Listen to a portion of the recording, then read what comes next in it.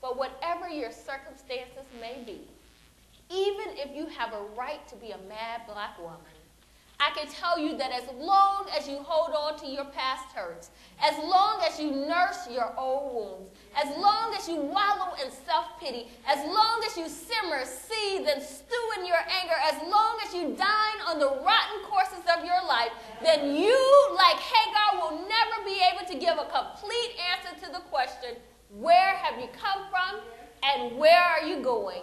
You'll only be able to answer half of the question. You'll only be able to cry about and moan about and complain about where you come from. You'll never be able to define where you want to go. You'll never be able to grasp your future because you will always be someone else's slave.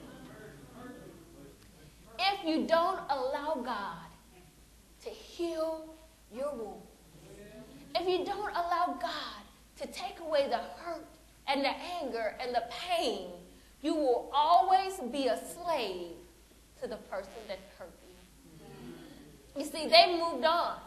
They're hurting somebody else.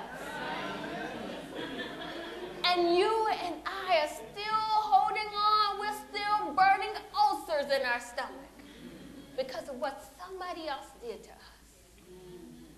You know, there's some costs of holding on to pain and refusing to forgive others. Let me tell you some of these costs. We attract similar situations, similar people, and similar injuries. You've heard the saying, misery loves? Yeah. We perceive similar offenses by people who remind us of the past offender. People who don't mean us any harm, but because they look like it, they have some kind of mannerism, we perceive similar offenses. We add toxic negativity to our present relationships because we're always harping on what somebody else did. Those who are with us, who are trying to give us joy, we give them misery instead. We isolate, prevent, avoid, limit ourselves from having healthy relationships. There's some people who can't have healthy relationships because they're still stuck in the past. We give up our personal power to others who hurt us, and they control how we respond and react.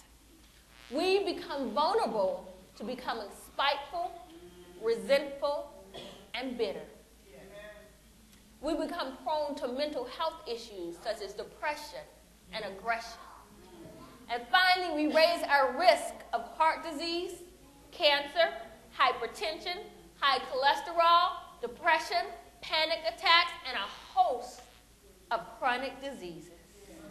In other words, when we hold on to our hurts, we only hurt ourselves, and we remain a slave to the person that hurt us. Harriet Tubman was a slave woman. And I was reading a book about Harriet Tubman. And the book talked about how Harriet Tubman hated the institution of slavery. She hated being beat. She hated being whipped and shackled and not having freedom. She hated the fact that her children were ripped from her arms as small children and sold to other plantations. She hated the fact that she was beat so badly that there were times that she would lose consciousness and not have a clear picture of what had happened around her. But as much as she hated slavery, Harriet Tubman knew that she had to forgive those who hurt her. And so that's what she did. And she said if she had not, she would have remained a slave even though she was living in freedom. If Harriet Tubman had not let go and let God, she would never have been able to conduct over 300 other slaves to freedom. And I want to tell you the same is true for you and me. If you and I don't let go of our past hurts, then we'll never be free, even though we sit in church every Sabbath, even though we have morning devotion, even though we do our Sabbath school lesson, even though we're baptized, even though, we congregate with the people of God, we will never have freedom. And we'll never be able to conduct other sinners to Christ because we could never take other people where we ourselves have not gone. I want to tell you that I know what it's like to be a mad black woman. I want to share my personal story with you for a moment. I walked around for over 15 years with a chip on my shoulder. After my parents' divorce, my father became an absentee father. He was never there when I needed him. He wasn't there for the birthday party. He wasn't there for Christmas. He wasn't there for the father-daughter events. He wasn't there when I had the questions that every daughter needs a father to answer. And I couldn't understand why my mom wasn't bitter about it. And so I decided I would be bitter enough for the both of us. And because of my anger towards my father, I was never happy. I was only bitter. And I began to take my anger out on the people closest to me. I would be jealous and angry with my friends who had wonderful, nurturing families. I would be angry at the adult figures, the authority figures in my life. And my boyfriends who reminded me of my father. My friends said that it was Darriel had a one strike and you're out rule. And they would actually take bets to see how long I would stay with somebody. Would it be a day, a week, a month? I had money management issues. I had self-esteem issues. I had commitment phobia. And I was afraid to make long-term decisions. I was so deeply wounded by my father not being there that I became a mad black woman. But I want to tell you, when my father matured with age, he realized that he did a disservice to his family. And I can remember the day when he called me and he said he wanted a second chance. He says, I'm sorry that I wasn't there. And I realized how much it must have hurt you. And he said, can we start over again? And I remember having the phone in my hand.